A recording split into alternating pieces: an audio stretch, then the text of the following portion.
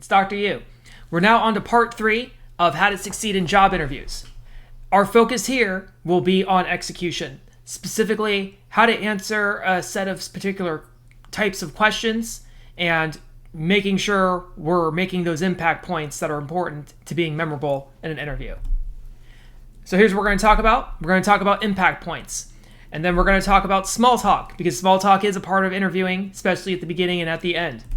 Then we're going to talk about the 5 types of questions. And these are essentially categories of questions that can help guide your preparation and also give you some idea for how to answer each type.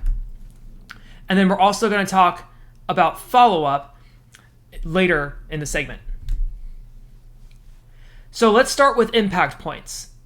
Impact points are essentially ways that you kind of score points on the interviewer, if you will, or at the very least, these are moments in the interview that can help you be more memorable.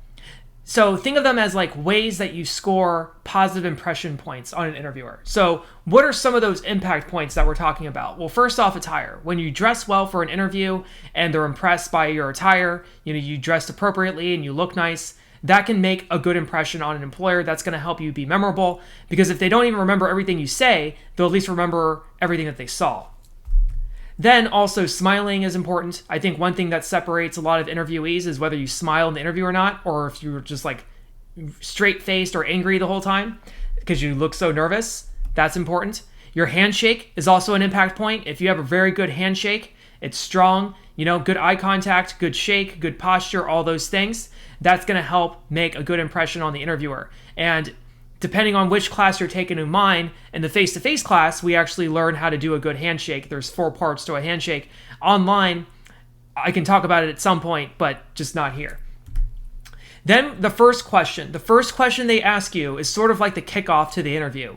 If you can nail the first question, and often the first question is a biographical question, like tell me about yourself, or something along those lines, or what brings you to our company, something like that. If you can knock that question out of the park, like a home run, you're going to have a huge impact point there, and they're going to be really impressed with you right away.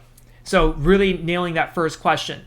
The other thing is mentioning your company research. So remember everything that I taught you in the first hour and a half of this lecture series about preparation? What you're going to want to do throughout the interview is sprinkle some of that knowledge that you acquired through researching the company. So all the things that you did looking at their LinkedIn, the Glassdoor, the company website, all those things. Anytime you can mention company research and knowledge of the company, you're scoring points. And also mentioning the job posting. So if you mention things that the job posting says, like I remember in the job posting, it talks about blah, blah, blah, blah, blah, blah. When you show memory and knowledge of the job posting as you give your answers and ask your questions, you're scoring points with the interview. That's going to be huge in helping you be coming out on top. And then lastly, your question. So in every interview, at the very end, the interviewer is going to ask, do you have any questions for us? And I alluded to that when I talked about portfolios earlier. Well, now these questions are also an opportunity to have huge impact points. So if you ask really good questions that really show that you're on top of things and that you're going to be a star candidate, awesome. So we'll talk about that later in the lecture. So do all of those things. Now, one thing I will say about small talk. Let's say you go in, you check in on time, you're there 10 minutes early, you're in the waiting room, ready for the interview. Then the interviewer comes out and they call you in. There's going to be a period when you walk to the interview room, or even as the interviewer gets set up, where there probably is going to be some kind of small talk. And that small talk is going to be important because that's going to help set the tone for the rest of the interview. You want this small talk to go well. Usually the interviewer will ask you something like, so how was the drive here? Were you able to find parking okay?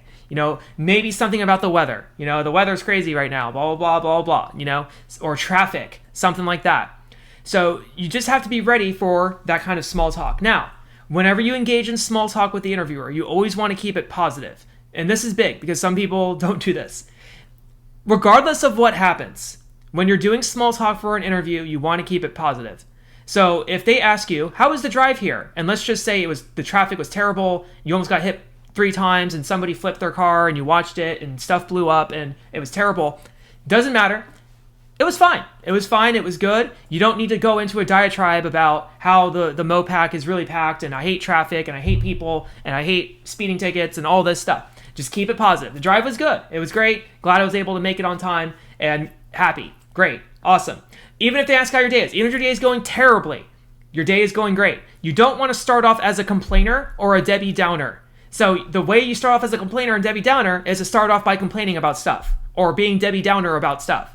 We're here to bring positivity. That exudes energy. That gets the employer excited. That's what you want. It's okay to reciprocate questions too. If they ask me, how's my day going? I'll say, oh, it's been going great. I'm really excited to be here and just been thinking about this and, blah, blah. How's your day going? Okay. And then reciprocating the questions. It's okay to use artifacts too. If you go into the interviewer's office, let's say they invite you into their personal office and not just like a normal conference room. If you notice something like, oh, I see that you notice like a statue on their shelf or something, like, oh, that's really cool. Or you see a picture of their dog. Oh, is that your dog? Oh, that's really cute. Blah, blah, blah. What kind of dog? People love talking about their dogs and their kids. So, if you see something, say something. So that's a little bit on small talk. I don't want to spend too much time there. But what I really want to talk about now are the 5 types of questions. So what we're going to do to help you know how to answer some of the questions once the question asking starts is I have these 5 categories of questions. Now, the 5 categories, the point of them isn't to come up with a very clean dichotomy of questions. The point of them is just to help give you some themes to think about as you prepare for the interview, for questions, and to also help you guide your answers as well. So these are 5 types of questions. They don't cover every single possible question an interviewer can ask. An interviewer can ask almost anything as long as it doesn't break the law with the EEO and those things, and you'll learn about that in the conducting interviews lecture. So they can ask you anything, but these are the 5 common themes of questions that I think you should really be ready for. The first types of questions I call biographical questions. Biographical questions are questions about your personal history, about you as a person. So often the most famous biographical question is, tell me about yourself. And they'll just say it like that. Or, why do you want to work here? Or, why did you choose this field? The common theme among these is that these are biographical questions. These are about what you are, what you like to do, and just who you are personally. So when I work with clients, what's the right answer to these? I don't know. Why do you want to work here? Why did you pick this field? Well, I don't know. Well, I don't know either. So biographical questions, you know the answers to these. You know exactly why you want to work there. Okay, why do you want to work there? I want to make money. Okay, well, you need something a little bit more than just I'm here to make money. Hopefully there's something about the company's mission. Hopefully you care something about their clients or something about their products or something about their services. Okay, why do you care about their services? What is it about their services that attracts you to that? Okay, so talk about that. Okay. Now, we're going to practice one particular question. It's probably one of the hardest questions in interviews to answer because it's such a sophisticated question, which is tell me about yourself. Now, the challenge of tell me about yourself is that it's kind of an unclear question because are they asking, tell me about yourself, like tell me about yourself personally? Like, I like long walks on the beach and watching sunsets and walking that kind of stuff. Or are they asking like, tell me about yourself professionally? Like, well, I got my degree from Harvard University in business, and then I started my first company, blah, blah, blah, and that kind of thing. So how exactly do you approach this question then? And you really don't want to start off with, well, what do you mean? Tell me about myself. So here's how I suggest you answer it. I have a little formula here. Now, it's going to look a little bit long, but you'll see how simple it is once I break it down. What you're going to do for the tell me about yourself question is you're going to break it down into 5 smaller questions that you answer consecutively. So here's the 5 questions. First, why did you pick this field?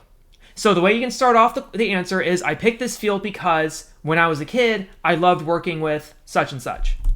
Then, the part 2 is, what have you done to prepare for it?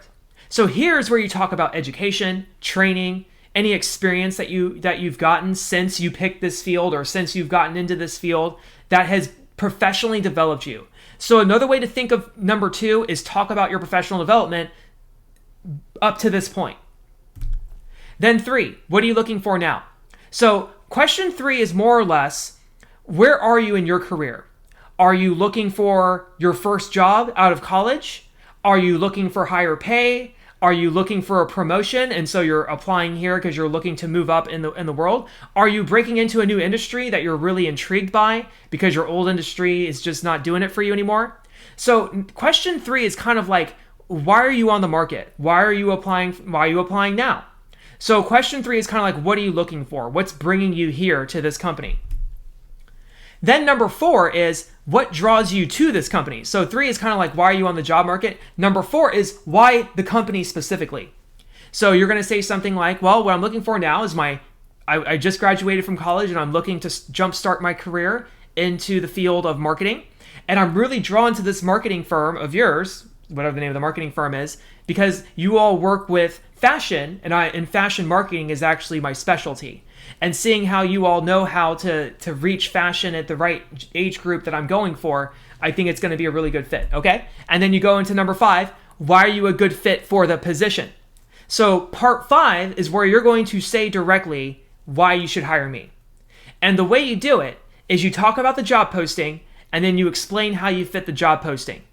So you would say something like, I'm really drawn to this company because it's fashion marketing and that's my specialty from college, and seeing how you all hit a specific age demographic that I'm interested in, I know it's going to be a good fit. And I know it'll be a good fit for the marketing analyst position because the position calls for someone who knows how to use social media effectively to reach the teenage demographic. And I'm somebody who has done social media management for a playwriting company that targeted towards teenagers. And the job posting also says it needs to be somebody who is creative, and I think I have creativity. So you're going to compare the job posting to you directly. Now, this is going to look like, it seems like a lot, but just think of it this way. So if I were to take my trusty pen here, think of the first 2 questions as past. So this is your past. What did you pick this field? It's kind of the why question. What's your passion, right? And hopefully you pick this field because you're interested in it, because you're passionate about it, and there's something about it that draws you to it naturally. And then what have you done to prepare for it? So this is all professional development of the past. This is the present. What are you looking for now, and why our company? So here you're going to talk about the present. So here's what I've done to professionally develop. Now here's where I am now. I'm looking to transition to different industries because I'm really drawn into fashion marketing, and your company is a fashion marketing firm that I know is top in its field. Okay, whatever. These are all present. And then this is future/hypothetical. Why are you a good fit for the position? So hypothetically, if you put me in the position, why would I be a good fit for it? And then that's where you're going to talk about the job posting and everything else. So past, present, future. So let's look at an example. This looks like a long answer, but it's also a long question. So you can say, I was drawn to this field as a kid when I enjoyed art class and drawing cartoons. I then took a graphic design class in college as a part of my art degree. I fell in love with it. I recently earned my BA in art and graphic design and did an internship with a local advertising agency. I'm now looking to launch my career after graduation. And I'm really drawn to your company since it's also a leader in fashion marketing, which I greatly enjoy. I also saw on the website that it's adding new locations across the world, and I think I'm a great fit for the role because the posting calls for someone who's creative-minded, and I definitely am, as shown by my art background. The posting also calls for someone who's proficient in Adobe Creative Suite and CSS, and I definitely have a proven record creating impactful graphics and images with those programs, as displayed in my submitted portfolio. So that's who I am and what I offer to your company. Boom. Now, it sounds long, but it isn't. You know, it's for a question like that, it's gonna be 30 seconds to a minute and a half. Okay, and I don't think we're even that. At least a minute and a half. But you see what's going on here? So here's kind of like an x-ray of the answer. So we have part 1 here. Why did you pick this field? Part 2, professional development. What have you done since then? Part 3, what are you looking for now? Part 4, here's why I'm drawn to your company. And then part 5, here's why I'm a good fit for the position. So you just answer it all consecutively in a row.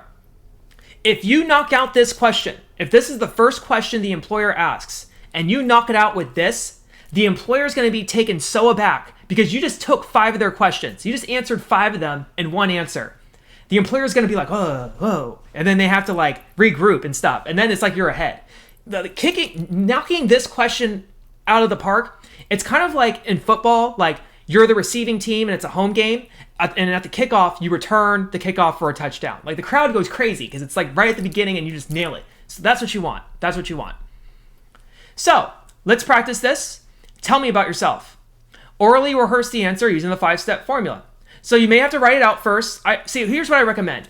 I don't recommend memorizing scripts. I just recommend memorizing the formulas. and then using the formulas as talking points to guide your answering. So orally go through the 5 steps that you wrote down, the 5 parts that you wrote down, and tell it like you would in an interview. So tell me about yourself, and then just go through the answers to the questions. And go.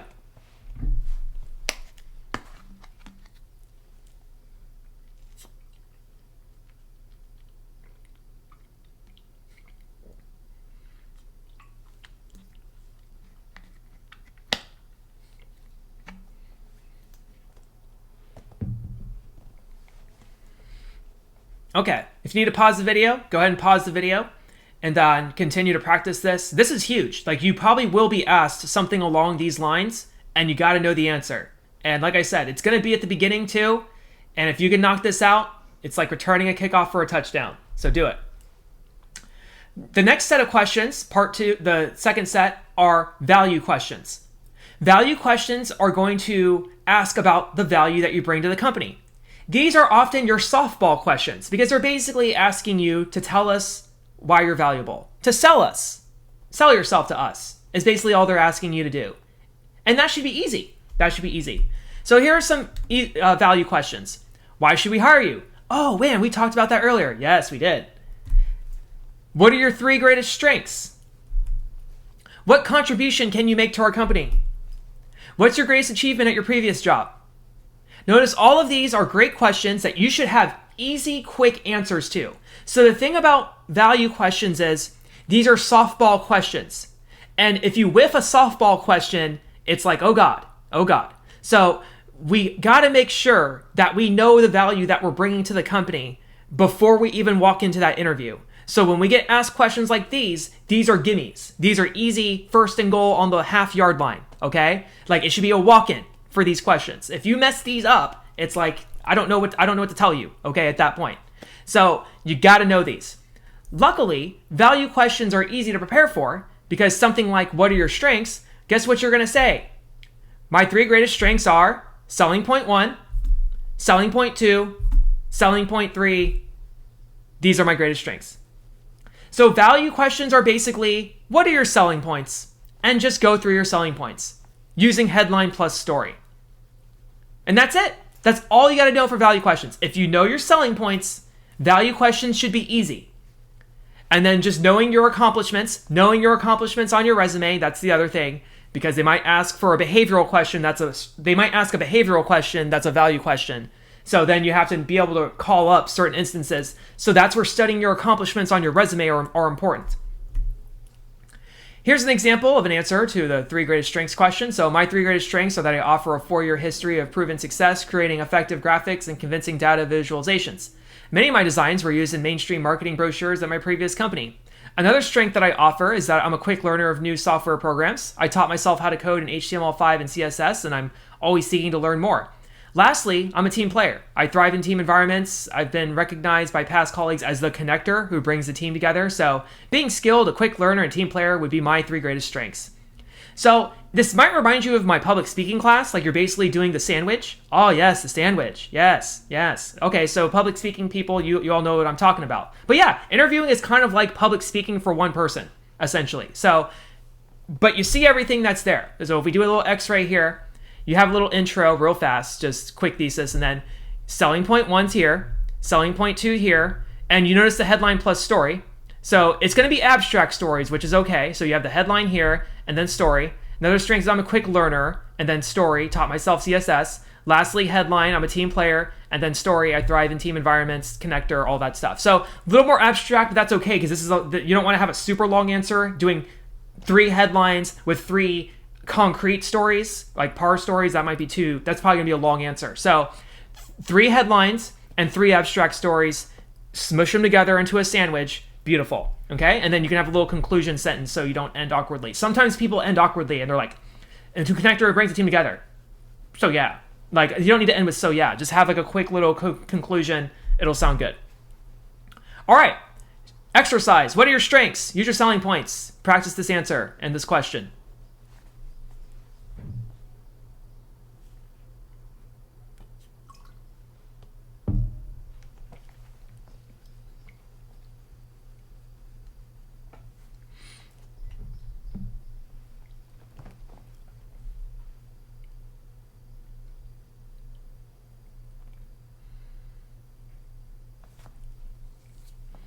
Okay, if you need more time, pause the video. Hopefully you came up with 3 selling points, headline plus story, say them in a row. You should hopefully have selling points by now if you've been taking the business communication class. If not, you're in trouble. And but yes, if you're new to this lecture series, you want to make sure you have those for the rest of your job search. Okay, let's go to part 3 now, or the third set of questions, limitation questions. Limitation questions are questions about your limitations. So what are your weaknesses per se? Because here's the thing, nobody's perfect. Employers know that nobody is perfect, and nobody expects you to be perfect, but the employer has to know what your limitations are. Like, where might you be weak? Because they need to know what would they need to compensate, or what would they have to accommodate to make sure that they get whatever objectives that the position has fulfilled. So limitation questions are things like, what are your weaknesses, right? What are some things that you're struggling with, so forth. Tell us about a project that you led that did not go well. What happened and why? Okay, so what are some experiences that didn't go well for you, and how do you handle those? What might be a negative thing that a boss or colleague might say about you? So this is where they want to know, they want to get the full story. Now, limitation questions aren't there to be mean to you or to bully you and all those things. It's just, look, the employer's got to do their due diligence, and they got to know what are the limitations. Everybody has advantages, but everyone has weaknesses. So what are the weaknesses? That's all. So what is one of your weaknesses? Let's say you're asked that question straight up. Okay. Well, there's a couple things to keep in mind when you do the weakness question. Here's a little formula for you. Weakness plus control. So what does that mean? Weakness plus control. When you answer the weakness question, what you want to do is, you just don't want to say what your weakness is. So if your weakness is, I talk too much. Okay, so now you're leaving the employer the responsibility of having to deal with your talking too much, right?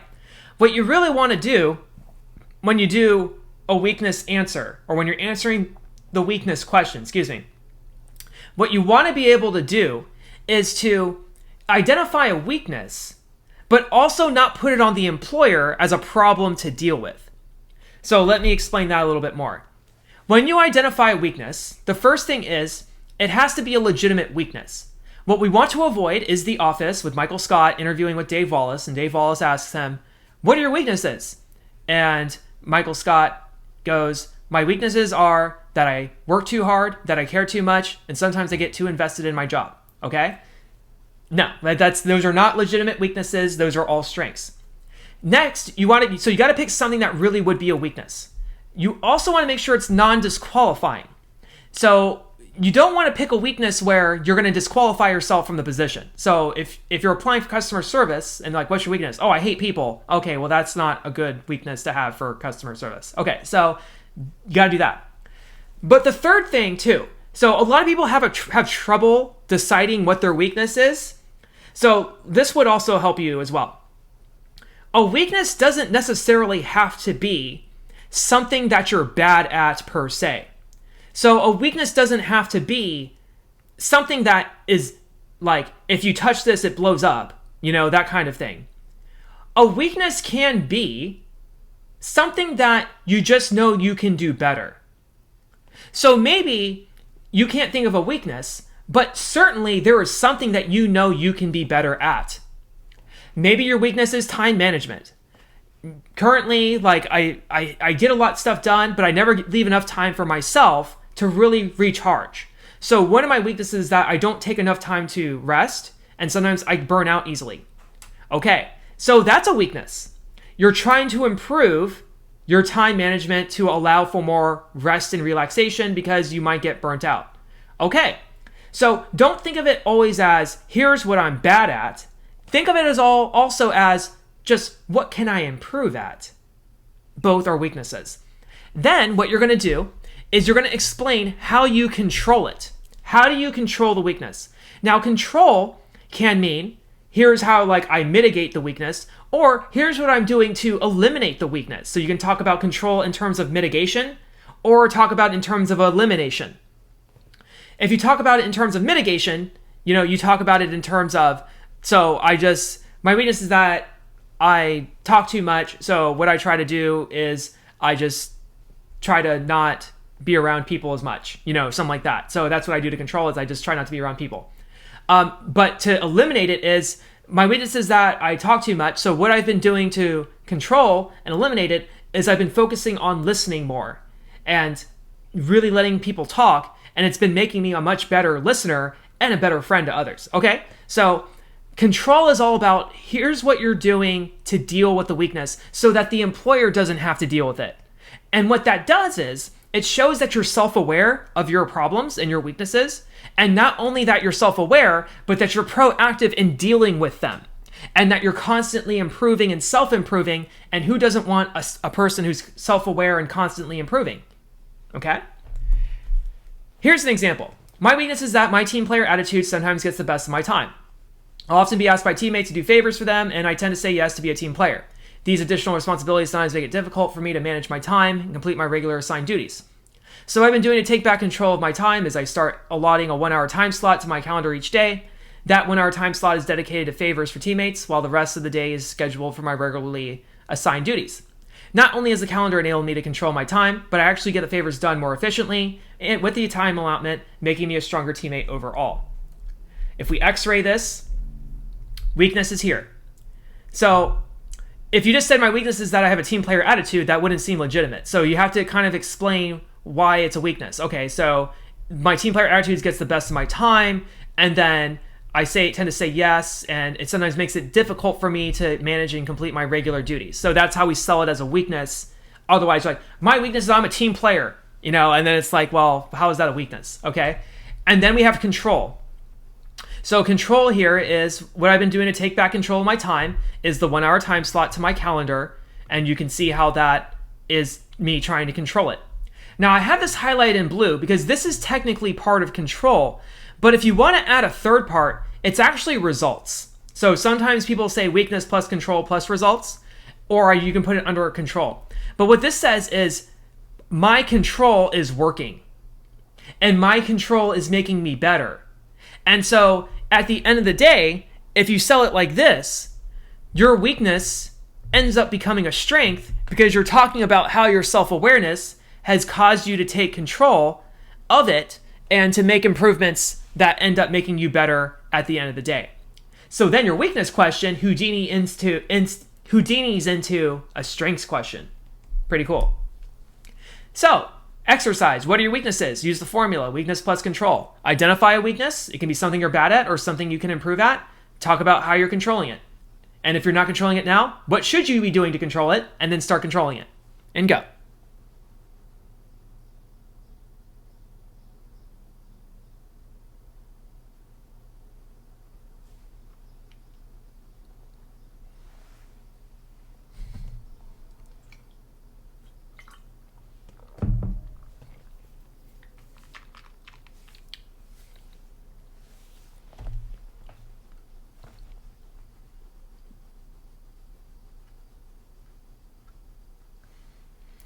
All right, if you need more time, feel free to pause the video. This is an important question because it gets asked a lot in interviews too. The fourth type of question is cultural fit. These are questions that are geared towards whether you fit the company culture, psychologically and socially. So these are going to be questions about like this. Describe a time when you had a conflict with a colleague. How'd you handle it? So what they want to know is, what's your conflict management style, essentially? Or, how do you feel about working with elderly patients? So you're applying at a nursing home and you might have to work with elderly patients. All right, how do you feel about that? If you're kind of like, I don't know about elderly, that kind of thing, then that's a problem. So we got to make sure you have that. How do you feel about traveling 25%? If you're in a job that requires 25% travel, is that good for you? Not good for you? Are you good with that? Those are important questions that the employer wants to know because they don't want you to get the job and then quit in 2 months because it didn't feel right for you. Let's deal with the question, how do you feel about working in a fast-paced environment? So this is a cultural fit question, and you can use this question's answer to answer a lot of the other questions, or at least the formula. And all you do is headline plus story. That's it. Man, headline plus story keeps coming back. I know. It's the golden ratio of the job search. All right, here's how it works. I definitely thrive in fast-paced environments. At my previous job, I managed high customer loads and multitasked several other responsibilities each day. I love being challenged each day. Okay? Or you can put every day instead of each day if you don't want to say it 2 times. But either way, all you have here is a headline. I definitely thrive in fast-paced environments, and a quick story. And that's it. Why do you need the headline plus story? Because a lot of this answer, when they ask you, how do you feel about working with elderly patients, for example, a lot of it's going to be nonverbal. If you're just like, yeah, I like working with elderly patients. Like, it sounds like there's hesitation there. So when you're going to answer questions like this, the nonverbals have to be good. And a good way to supplement the nonverbals is with a headline plus story. Because then that way you don't have to risk, if you just say, yeah, well, I didn't like the kind of yeah that they said. It sounds like a token yes. So we really want to make sure that this is a good answer. So just a quick headline plus story will make you sound better. Plus, a lot of the mediocre candidates that end up in the interview, they're just going to say, yeah, I like working with people, elderly patients. Okay? So you're going to beat them by having the headline plus story. So, exercise. How do you feel about working in a fast-paced environment? Use headline plus story.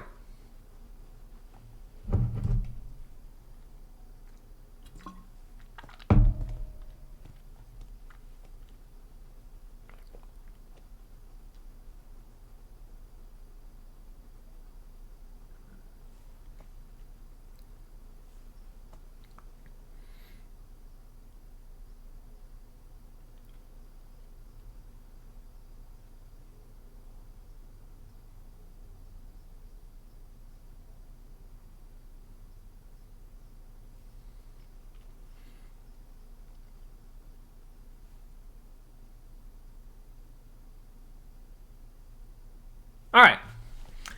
You can pause the video if you need more time. Let's talk about number 3, or the 5th type of question. Job-specific questions. Now, job-specific questions are questions that are related to the job posting. So, describe your management style. Or, how do you prioritize multiple project deadlines? Or, what programming languages are you proficient in? Job-specific questions, that's where that job posting analysis is very important, because the only way you're going to anticipate these is if you look at the job posting. And these are just hyper-specific to whatever you're applying to. So these are just some sample ones, but there's going to be, depending on whatever you're applying for, specific questions about how you perform the functions of the job. Now, let's just say you're asked an abstract question like describe your blank style, whether it's management style, conflict style, your project management style, whatever. Here's how you can generally answer these types of questions. So you have a couple strategies here. You can do a headline plus story. So once again, just say, my management style is very friendly and open. An example would be when I was teaching, or when I was working at this previous company, blah, blah, blah, blah, and then tell a concrete story is what I would do. So do a headline plus a concrete story. That's one option. You can do an acronym and an explanation. So come up with an acronym that describes your management style. Especially if you're applying for management positions, you're going to have some kind of question like this. So maybe, what are the core fundamentals of your management? Like, what would be 3 words that would summarize it? And then turn those 3 words into an acronym. So maybe it's like FO. Friendly, open, and energetic. That would be my, 3... That's how I would describe my management style, and then go into each of the letters. It's friendly because of this, it's open because of that, and it's energetic because of that. So here's an example. My leadership style can be described with 3 C's: competent, confident, and cohesive. I say it's competent because I'm a data-driven person who strives to makes decisions based on analysis and reason. It's confident because I believe that your employees look to you for how to respond to situations. When I lead with confidence, they act with confidence. Lastly, I say it's cohesive because I always build a team atmosphere that's conducive to collegiality and honest feedback that causes everyone to be their best. So if we x-ray this, you have the 3 C's, the intro. I say it's competent because I'm a data-driven person who makes decisions. So you have kind of like a headline and story in one. It's confident because I believe that your employees look to you for how to respond. And then lastly, it's cohesive. And once again, you have a little bit of support for that. So you'll have to make your own acronym for however to describe your leadership style, your programming style, whatever it is that you're applying for. But that's one way you can anticipate a question like this and how you can answer it. So, describe your leadership style. Use headline plus story or the acronym. Go.